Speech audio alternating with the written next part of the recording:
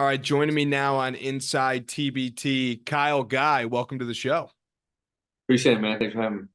Absolutely. So you're on the show because you've officially put a team in TBT, fail harder. Let's start right there. We've kind of talked with you, flirted with each other for a while. You, a team in TBT. So why was this the year to finally make it happen? Yeah, this is the third year I've been trying to get a piece of TBT, and it was always on my end that it didn't happen. But yeah, it was. I mean, the past 2 years I was wanting to play. This year I'm not going to play, but I am putting in a team. And the reason I did this year was, um, I don't know. I'm just in this zone where I really want to see everyone succeed and everyone have an opportunity to, uh, you know, play for money, for themselves, for a chance to level up this summer for better teams, whether it's overseas or G League or whatever it is. And I just feel really strongly that we need more avenues for players because there's a lot of good players in the world.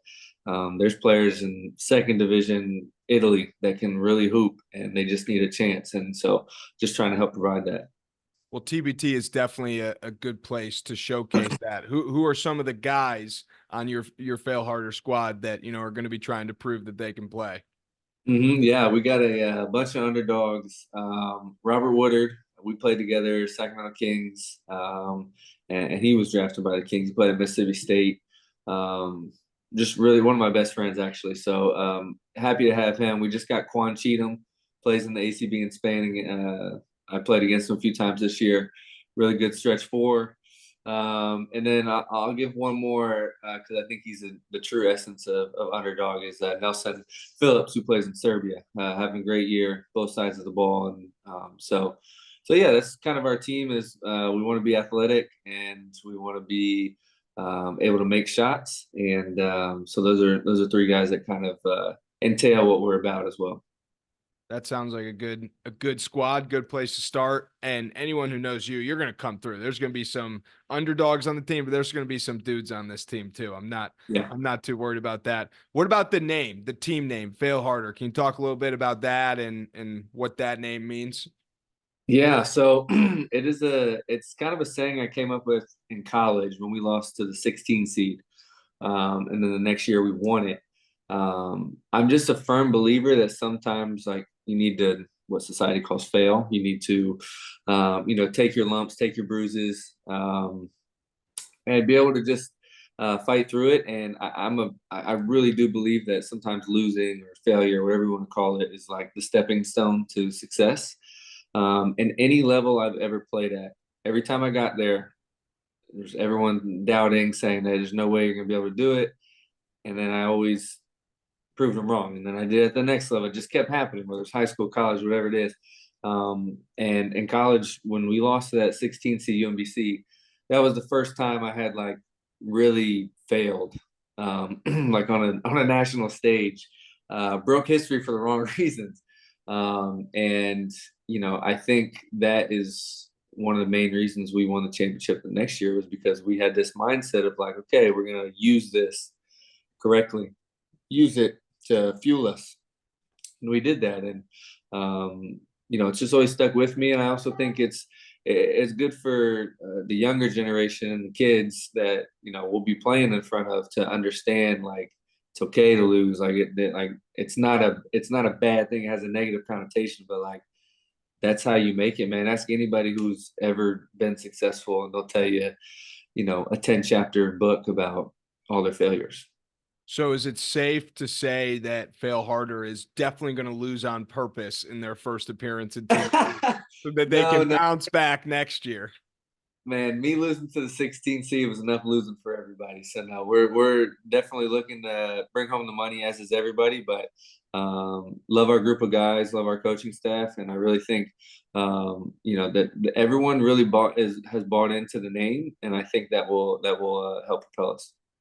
So real quick, obviously when people see Kyle guys involved with TBT, their first thought is going to be UVA team. So Hmm. what have those discussions been like in the past? Is that a no way, that's never happening, at least with you running the Chargers? That's something you'd eventually want to see happen.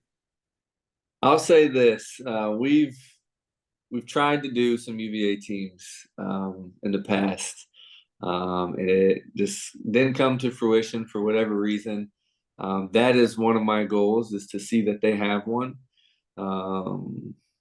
Whether I'm running the charge or I'm playing for them, I don't know, but they will have a team at some point, and I will try to help make that happen. I think what should happen is a Fail Harder versus UVA round 1 matchup in 2025, and you like flip a coin before the game, decide which team you're playing on, something like that, or at least if not before the game, like a commitment with the hats. You got all the hats, and Yeah, you pick which yeah, team you're going we to. can make that happen. I think we can make that happen. So, just for the sake of having a little fun, your UVA TBT starting 5, what would that be of guys that are still, playing and not in the NBA? Yeah. Okay. So, let's go. Me, Justin Anderson for sure. I'm gonna leave somebody out. Akil Mitchell. Um, let's see. We need point guard. You can play point. Yeah, I mean, I can play point. Well, we need another guard regardless. Um, I'm. I would love to bring my man Isaiah Wilkins out of retirement. He's coaching for UVA now, but I think he's fallen in love with coaching. um, let's see, man. Mohammadi just got picked up. Um, I don't know. You have any names off the top of your head that you were thinking of? Kihei. I mean, Kihei, man, he's a winner, and he's a big reason we won that championship. So I'll ride with my guy, with Kihei or London Parentes for sure. Um, at the point guard spot, we just need a 4-man now. Um, dang. Well, I'm gonna stick with Isaiah Wilkins because he was ACC Defensive Player of the Year. He was the ultimate locker room guy, and you need and TBT. You know how like you need guys that want to defend too. You can't just have everyone who wants to score. So you obviously have the famous, moment where you got fouled, hit the free throws. What do you think about an Elam ending free throw versus a bucket? As a player, you like, I don't care how we get that final point as long as we get it. I mean, you obviously prefer the shot goes down and the shot goes in than, have to knock down the free throws. Yeah, I think for sure everyone wants to hit the buzzer beater as opposed to free throws. But nobody's gonna complain if we win $1 million off of free throws on the team. Um, yeah, I'm actually I really truly believe that if I didn't get fouled, that 3-pointer would have went in. It just knocked me back a little bit and took a little bit off of it because it was online. It felt great. Um, but yeah, I could care less how we win. It doesn't have to be pretty. It doesn't matter as long as we win, which we did, and couldn't care less. Was that like peak nervousness for you, those free throws? Yeah, for like the first 5 seconds when I realized it was a foul, I remember thinking to myself like, "Holy crap!" Like, okay, here we go. And then I just kind of decided like I wanted to put the pressure on myself to, I don't know. I felt like that was gonna ease my way into it if I like took that power away from the pressure. Like I was just like, all right, we got to make 3 free throws in front of 80,000 people with at least a couple million watching. It's kind of what Eddie Kidd has ever dreamed for. Like, why don't we just, make all 3 and get this over with? So I remember vividly thinking that and going from super, super nervous to like calm as can be. I'm sure you've been asked these type of questions a million times, so I'm going to pivot it a little bit. But I've never got to talk to you, so I had to ask No, you yeah, yeah. about the free throws. It gives me a chance to make my answers better every Yeah, single time. but I have a question you maybe haven't been answered or been asked, so then you haven't answered it. Final 4, you climb the ladder, you cut the net, you get the piece of the net. How come there's no like celebration for winning the Final 4 game? It's just like, oh, business as usual. On to the championship. You don't get like a Final 4 winner shirt. You don't get a hat. Yeah, Like you get rewarded for making it less far. Like teams. yeah, yeah. So Yeah, when we won the Elite Eight, we were cutting down the net. We had hats and shirts and stuff. And after we won Final Four, yeah, we didn't get anything. Right? It's a There's little weird. yeah, I think part of it is, I mean, part of it is there's another game after. I mean, unless you were the second game, but that's a good point. I actually prefer it that way as a player, though, because like I don't want to be excited about going to the championship. You know what I mean? I want to be excited Yeah. about playing in the championship. And I think also when you're in the Elite Eight, or you're in that second weekend, you have a full week, so you're kind of it's like you're celebrating going to the Final Four, and you're actually physically going there. You know what I mean? Whereas you have the same locker room on Saturday as you do Monday for the Final Four. You're in the same arena, so I don't know. Maybe that kind of plays into it. Question though. Understandable. Final question for you. From that final game,